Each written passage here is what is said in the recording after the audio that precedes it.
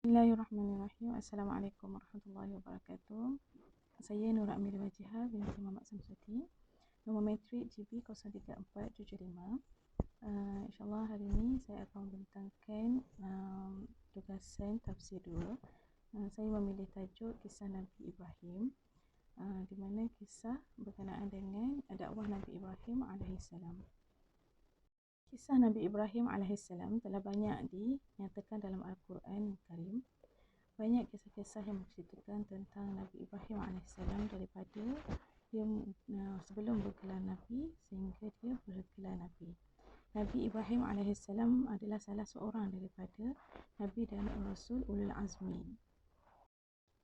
Dalam tugasan ini, saya memilih kisah Ibrahim alaihissalam tentang dakwah baginda kepada ayahnya dan juga kepada kaumnya yang menyembah berhala.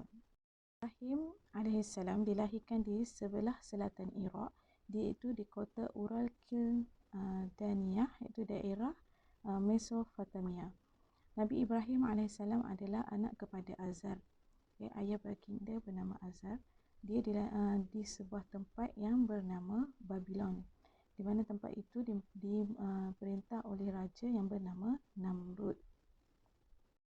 Kerajaan Babylon pada masa itu adalah kerajaan yang besar, di mana kerajaan dia kehidupan penduduk di situ adalah sangat senanglah, tetapi mereka kurang daripada segi kerohanian, di mana mereka menyembah berhala yang dibuat sendiri oleh mereka daripada batu-batu dan juga tanah liat. Daripada kecil lagi, Nabi Ibrahim alaihissalam sering melihat ayah baginda membuat patung-patung berhala untuk disembah oleh penduduk di bandar itu. Jadi Nabi Ibrahim alaihissalam ni dilahirkan di tengah-tengah kesyirikan kaum dia. Nabi Ibrahim alaihissalam diberikan satu hikmah di mana dia mencari siapakah Tuhan dia yang layak disembah. Firman Allah dalam surah Anbiya, dan sesungguhnya kami telah anugerahkan kepada Ibrahim hidayah kebenaran sebelumnya dan kami mengetahui keadaannya. Jadi daripada kecil lagi Nabi Ibrahim ni nak cari kebenaran siapa Tuhan dia. Pada usia dia makin dewasa, Nabi Ibrahim ni mula berfikirlah Tuhan mana yang berhak disembah. Dia mencari petunjuk-petunjuk sehinggalah dia mengenal Allah SWT. Lepas ni saya akan ceritakan bagaimana perjalanan Nabi Ibrahim berdakwah kepada ayah dan kaumnya. Dakwah Nabi Ibrahim yang pertama adalah dakwah baginda kepada ayah baginda sendiri, iaitu Azar, si pembuat berhala. Di mana kisah tentang Nabi Ibrahim alaihissalam menasihati ayahnya ini terkandung dalam surah Maryam ayat 42 sehingga ayat 45. Di mana Nabi Ibrahim alaihissalam sangat menggunakan perkataan yang sangat sopan dan teratur untuk menegur ayah baginda tentang penyembahannya terhadap berhala. Di mana surah Maryam yang bermaksud, wahai ayahku, mengapa kamu menyembah sesuatu yang tidak mendengar, tidak melihat dan tidak dapat menolong kamu sedikit pun? Wahai ayahku, sesungguhnya telah datang kepadaku sebahagian ilmu pengetahuan yang tidak datang kepadamu, maka ikutilah aku, nescaya aku akan menunjukkan kepadamu jalan yang lurus. Wahai ayahku, janganlah kamu menyembah syaitan, sesungguhnya syaitan itu dahaka kepada Tuhan yang Maha Pemurah. Wahai ayahku, sesungguhnya aku khawatir kamu akan ditimpa azab dari Tuhan yang Maha Pemurah sehingga kamu menjadi kawan bagi syaitan. Surah Maryam ayat 42 hingga 45. Di mana dalam surah ini Nabi Ibrahim menunjukkan Nabi Ibrahim menggunakan perkataan ya abati. Ya abati ini adalah perkataan yang sangat lembut dalam memanggil panggilan yang sangat lembut, yang sangat mulialah untuk ayah dia. Namun ayahnya menolak ajakan baginda dan sangat marah sehingga mengatakan dia akan merejam Nabi Ibrahim AS kalau tidak berhenti mengajak dan menasihati beliau. Hal ini sangat menyedihkan Nabi Ibrahim AS. Dan di saat bapa dia menjawab, bapa dia menyebut ya Ibrahim, di mana ayahnya tidak panggil dia dengan nama ya Bunayya, menunjukkan bahawa ayahnya sangat marahlah kepada baginda. Nabi Ibrahim alaihissalam tetap bersabar dengan sikap keras ayahnya. Mana Nabi Ibrahim alaihissalam menjawab dengan penuh kasih sayang dan mendoakan ayah dia seperti dalam firman Allah dalam surah Maryam ayat 47 dan 48, di mana Nabi Ibrahim alaihissalam mendoakan kesejahteraan ayah dia dan meminta ampun bagi ayahnya. Sesungguhnya Allah itu sangat baik kepadanya. Dan juga Nabi Ibrahim alaihissalam mengatakan bahawa dia akan menjauhkan diri daripada ayahnya dan kaumnya yang menyembah berhala. Ini bermaksud bahawa Nabi Ibrahim alaihissalam ini menjauhkan dirinya daripada daripada kaumnya yang menyembah berhala, yang melakukan syirik kepada Allah Subhanahu Wa Taala. Dakwah yang kedua adalah dakwah Nabi Ibrahim alaihissalam kepada penduduk Hiran. Penduduk Hiran adalah penyembah bintang-bintang, di mana Nabi Ibrahim alaihissalam telah berdakwah kepada mereka dan mengajak penduduk Hiran ini untuk berfikir dan memerhatikan langit tentang apa yang mereka sembah itu. Okey, kisah ini terkandung dalam surah Al-An'am ayat 75 hingga ke 80, di mana Nabi Ibrahim alaihissalam melihat kepada bintang, bulan dan matahari. Adakah itu Tuhannya?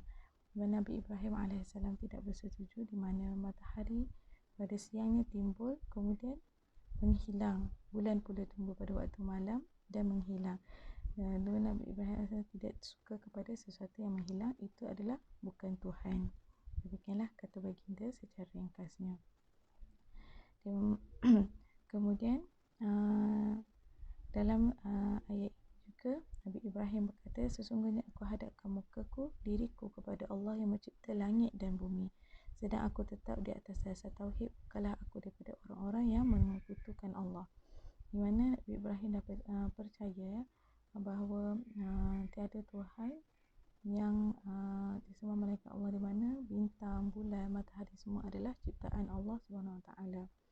Jadi begitulah cara Nabi Ibrahim alaihissalam mengajar kepada kaumnya supaya tidak menyembah selain daripada Allah Subhanahu Wa Taala. Yang seterusnya adalah dakwah Nabi Ibrahim alaihissalam kepada penduduk Babil. Penduduk Babil adalah penduduk yang menyembah patung berhala. Nabi Ibrahim alaihissalam pernah ke tempat peribadatan mereka dan melihat begitu ramai kaum dia yang menyembah berhala. Nabi Ibrahim pernah mengajak mereka untuk menyembah Allah Subhanahu Wa Taala. Kisah ini dirakamkan dalam surah Al-Anbiya ayat 52 sehingga 56, di mana Nabi Ibrahim alaihissalam bertanya kepada kaumnya, apakah patung-patung yang kamu sembah ini? Kaumnya menjawab, ini adalah yang disembah oleh nenek moyang kami. Nabi Ibrahim berkata lagi, sesungguhnya nenek moyang kamu berada di dalam keadaan yang sesat, di mana mereka menyembah berhala itu hanya mengikuti tradisi dan adat daripada nenek moyang mereka tanpa mengetahui kebenarannya. Nabi Ibrahim alaihissalam memberitahu bahawa nenek moyang mereka ini berada dalam kesesatan, dan mereka bertanya, apakah ini sungguh ataupun main-main? Apa yang Nabi Ibrahim beritahu itu. Kemudian Nabi Ibrahim berkata, sebenarnya Tuhan kamu adalah Tuhan langit dan bumi yang telah menciptakannya, dan aku termasuk kepada orang-orang yang bersaksi atas demikian itu. Okey, akan tetapi kaumnya ini, penduduk Babil ini tetap dengan penyembahan berhala mereka, sehingga kan Nabi Ibrahim berfikir bagaimana cara untuk memberi pengajaran atau menunjukkan kepada kaumnya bahawa berhala itu bukan Tuhan mereka. Kemudian Nabi Ibrahim alaihissalam membuat rancangan terhadap patung berhala mereka. Hal ini dirakamkan dalam surah Al-Anbiya ayat 57 sehingga 65, di mana kisah ini banyak diceritakan dalam kisah-kisah Nabi Ibrahim alaihissalam. Nabi Ibrahim pada satu perayaan di tempatnya, di tempat Nabi Ibrahim berada tu, ayah baginda mengajaklah baginda bersama untuk menyertai perayaan tersebut, tapi Nabi Ibrahim AS memberi alasan bahawa dia tidak dapat ikut kerana sakit. Okey, kemudian Nabi Ibrahim AS menghancurkan patung-patung yang ada di tempat peribadatan mereka itu kecil-kecil, dipotong kecil-kecil. Kemudian meletakkan kapak yang digunakan tu di atas patung yang paling besar, supaya dengan berfikiran mudah-mudahan kaum dia tu akan melihat patung besar ni, kan. Okey. Kemudian apabila kaum-kaum dikembali ke tempat itu dan melihat apa yang terjadi, mereka berkata, siapakah yang melakukannya, kan. Dan mereka berkata sama mereka, ada pemuda yang bernama Ibrahim yang tak suka pada bahala-bahala mereka. Maka dipanggillah, diberi arahan supaya memanggil Nabi Ibrahim alaihissalam. Apabila dia soal siasat, kan, dia bertanya kepada Nabi Ibrahim, kenapa buat semua ni kepada Tuhan-Tuhan mereka. Dan Nabi Ibrahim berkata, patung yang besar tu lah yang melakukannya, sebab dia yang pegang kapak tu, kan. Kemudian tanyalah patung itu. Kemudian apabila Nabi Ibrahim berkata begitu, kaumnya seolah-olah berfikir, bagaimana kalau dia bertanya kepada berhala tersebut, adakah berhala tersebut menjawab? Tentu lagi berhala itu boleh jawab kerana tidak boleh bercakap. Dan mereka pun berkata, sesungguhnya mereka dah berfikir, mereka dah boleh berfikir dah. Okey. Dan kaum dia berkata, sesungguhnya kamu telah mengetahui bahawa bahala-bahala ini tidak boleh berbicara. Okey. Jadi maka tunduklah mereka, kerana mereka sendiri pun mengetahui bahawa benar apa yang Nabi Ibrahim ceritakan, beritahu kepada mereka bahawa bahala itu bukan Tuhannya. Jadi Nabi Ibrahim mengambil kesempatan itu untuk berdakwah. Akan tetapi mereka tetap menolak, mereka tetap degil, dan mereka pula mengarahkan Nabi Ibrahim alaihissalam itu dihukum sebagai balas dendam kepada Tuhan mereka. Okey.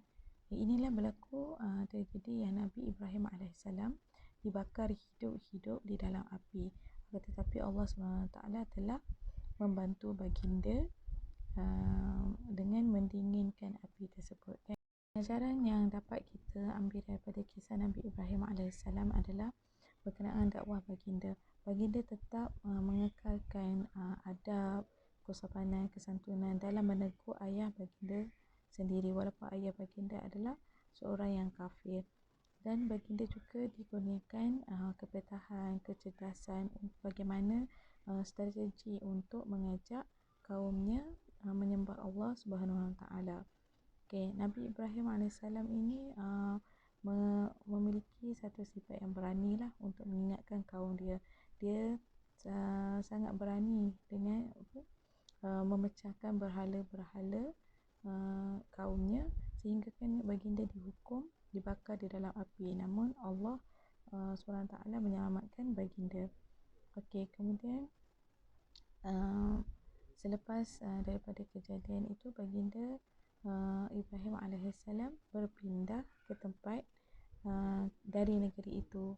Okey, kerana tidak ramai yang mengikuti baginda kecuali anak saudara baginda, iaitu Nabi Lut alaihissalam.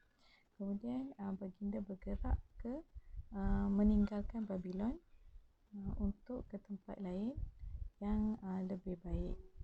Jadi ini adalah gambaran kepada perjuangan kita pada masa kini.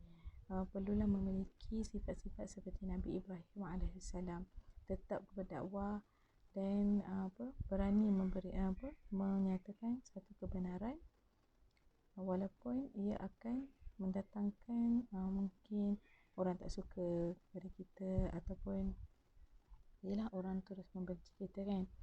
Okey, jadi ini sahaja perbincangan saya tentang kisah Nabi Ibrahim alaihissalam. Sekian, terima kasih.